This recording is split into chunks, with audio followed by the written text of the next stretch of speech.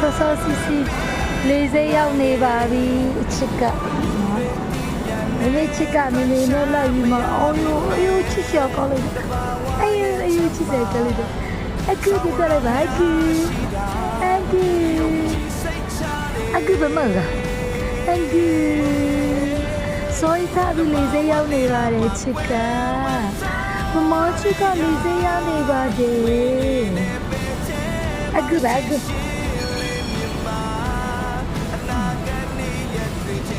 အေးတူးမှာပါလို့ဒီနေ့မမေချစ်နေရလေးစိတ်ခေါ်လာပါတယ်လို့ဟဲ့ကိုက်နေပြီhey don't bite